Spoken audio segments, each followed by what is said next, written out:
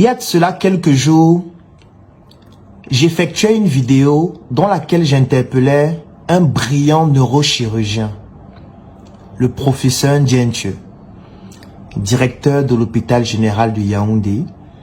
Et dans cette vidéo, j'implorais ce maître de se mettre sur les réseaux sociaux comme Facebook afin de produire des contenus pour parler de ce qu'il fait, pour que les gens comprennent que la médiocrité ne peut pas devenir les talents de notre société, comme c'est le cas actuellement, alors que nous avons des génies comme lui. Et au travers de cette vidéo, j'interpellais tous les professionnels de santé, tous les experts, et ceci dans toutes les disciplines. Et en commentaire, je lisais des personnes qui disaient « Ils n'ont pas de temps pour le faire. Ils font déjà des conférences, des séminaires.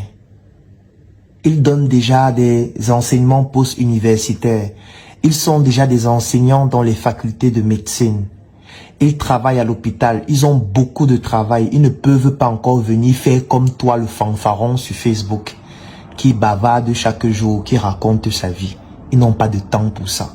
Si les gens veulent la connaissance, que les gens aillent les trouver à l'hôpital. Si les gens veulent la connaissance, les gens n'ont qu'à effectuer des recherches dans des publications scientifiques pour lire leurs articles. Ils n'ont pas besoin d'être sur Facebook.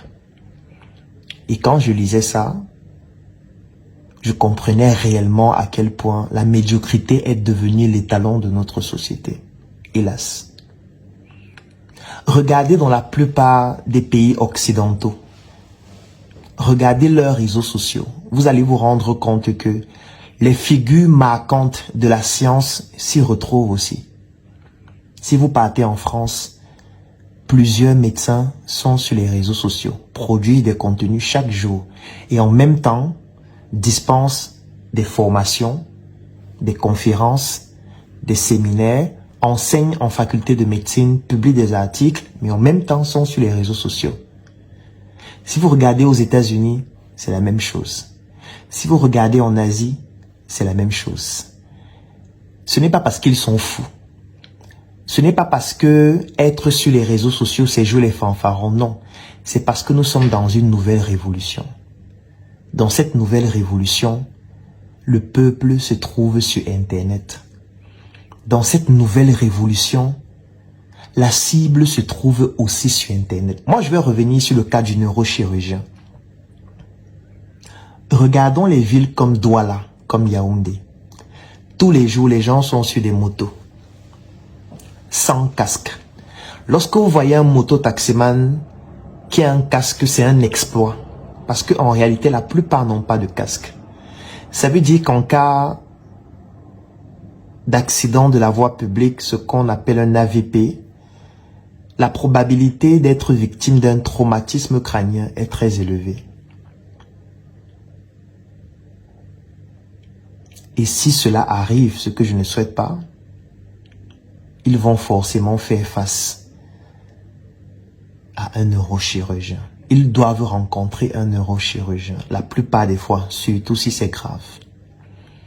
Quel sera le rôle d'un neurochirurgien qui décide de créer une page sur Facebook où se trouvent tous les mototaximans de Yaoundé, de Douala, de Bafoussam, d'Edea, qui sont sur Facebook? Qui, pendant qu'ils sont en train de se reposer, qui lorsqu'ils rentrent à la maison le soir, se connectent sur Facebook. Les mototaximans ne partent pas aux conférences. Les mototaximans ne se retrouvent pas dans des colloques. Les mototaximans ne vont pas effectuer des recherches dans des publications scientifiques. Non, ils vont être sur Facebook.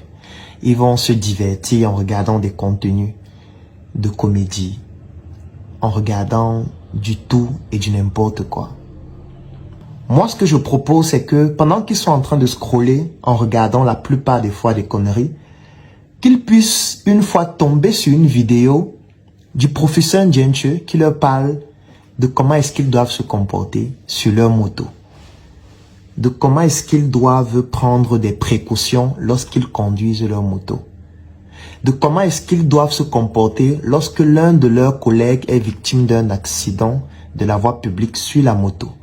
de comment est-ce qu'ils doivent transporter leur collègue mototaximan à l'hôpital pour ne pas aggraver son cas, de comment est-ce qu'ils doivent même reconnaître les signes de danger, de gravité, de savoir quelles sont les structures hospitalières dans lesquelles ils doivent référer leur collègue mototaximan si celui-ci est victime d'un accident de la voie publique, de comment est-ce qu'ils doivent se comporter lorsqu'ils arrivent à l'hôpital, de donner même certains contacts de structures hospitalières qu'ils pourraient contacter, de parler même de l'assurance. Peut-être il y a des assurances qui permettraient à un mototaximan qui gagne 2000 francs par jour, 3000, de cotiser une petite somme par mois, de telle sorte que s'il est victime d'un accident de la voie publique et qu'il a un traumatisme au niveau de son crâne, au niveau de sa moelle épinière ou de tout autre, qu'il puisse être couvert, parce que lorsque ça va arriver, on le sait tous,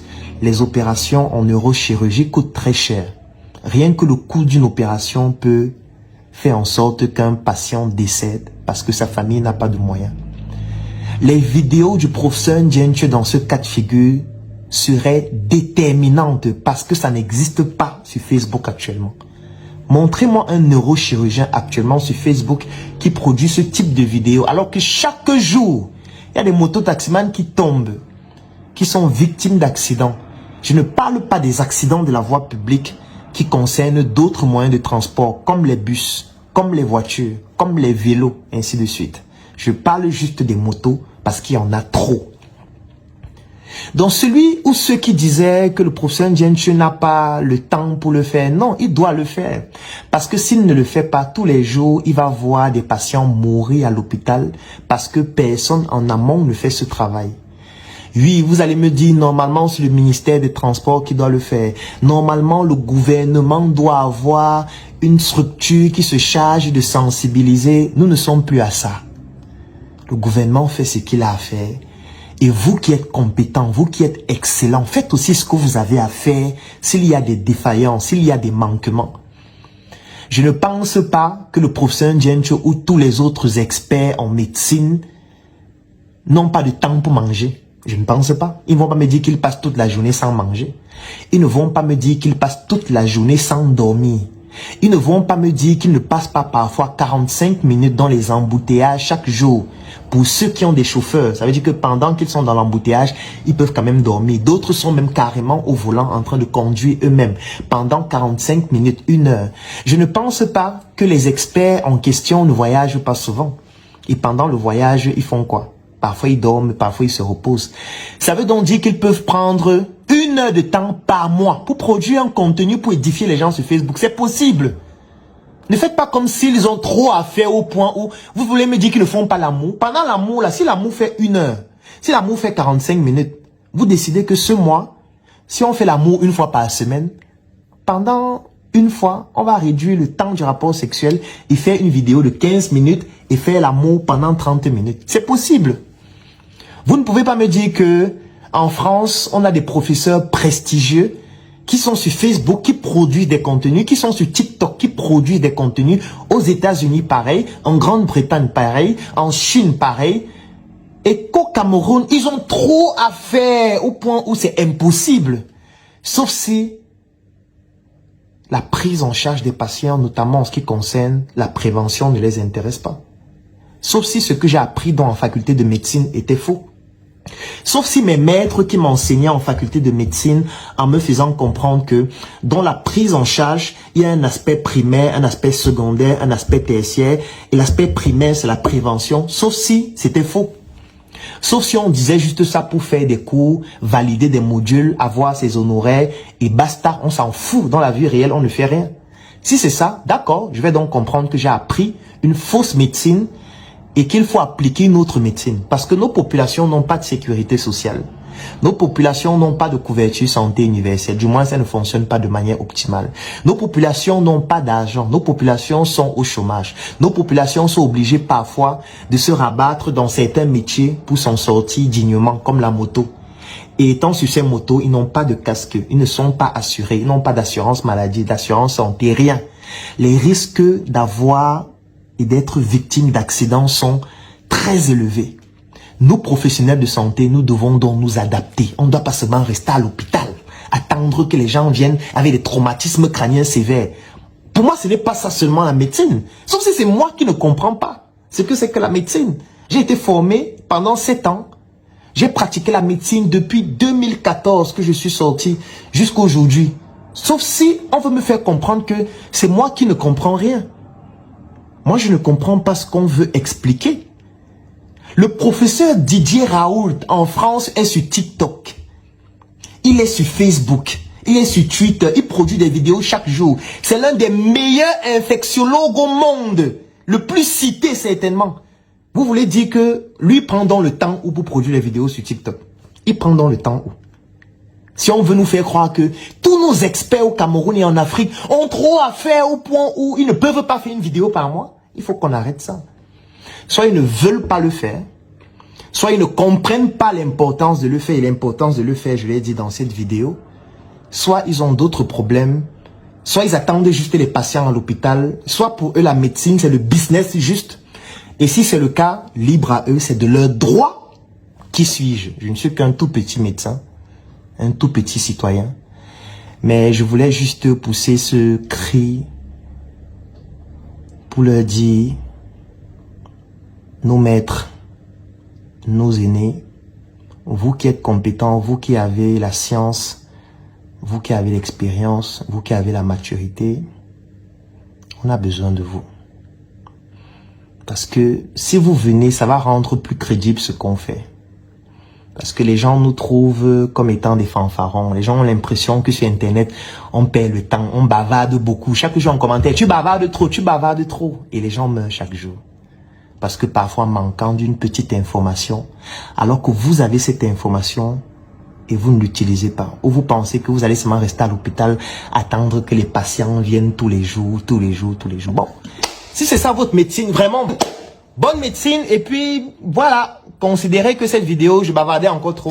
Vraiment, je m'excuse.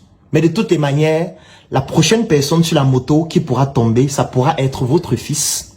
Ça pourra être votre femme. Ça pourra être votre cousin. Ça pourra être votre beau-père. Pourquoi pas? Ça pourra être vous demain. Peut-être un jour, vous allez avoir un problème. Vous allez être sur une moto que vous seriez obligé d'emprunter. Et peut-être vous pourriez être victime d'un drame. Et là, peut-être vous allez mieux comprendre ce que je disais. Je ne le souhaite pas, mais il est temps que ceux qui sont intelligents prennent leurs responsabilités. Parce qu'on ne peut pas laisser notre continent africain sombrer dans la médiocrité, comme c'est le cas actuellement. En 2024, tu as désormais entre les mains le pouvoir de changer ton destin, de changer ta vie. Je sais que tu as des projets, mais parfois la chose qui te manque, c'est la visibilité nécessaire pour permettre à ces projets de toucher la cible que tu recherches afin que les réalisations te permettent de te réaliser. Moi aussi, j'ai rencontré les mêmes problèmes, les mêmes difficultés. Il y a de cela pratiquement 10 ans, lorsque je me lançais en entrepreneuriat, j'avais 800 idées par seconde, mais parfois, pour permettre, même ne serait-ce qu'à une seule de ces idées de toucher la cible, je manquais de moyens nécessaires pour pouvoir bénéficier d'une visibilité extraordinaire qui permettrait à mes projets de pouvoir se développer. J'ai trimé, je me suis battu, j'ai échoué, j'ai bouffé des tontines et pratiquement 10 ans après, j'ai tout de même, avec beaucoup de résilience, réussi à réaliser des prouesses extraordinaires et surtout à bâtir une communauté importante. Aujourd'hui, je voudrais te permettre de bénéficier de ce que j'ai réussi à bâtir parce que je sais exactement ce que tu rencontres comme difficulté actuellement. J'ai conçu une offre. Cette offre comporte une publication de ton projet sur ma page Facebook Dr Claudel Nombissier qui fait plus de 700 000 abonnés. 2 formations dont l'une s'appelle Générer des prospects en ligne et hors ligne pour te permettre de pouvoir trouver des clients.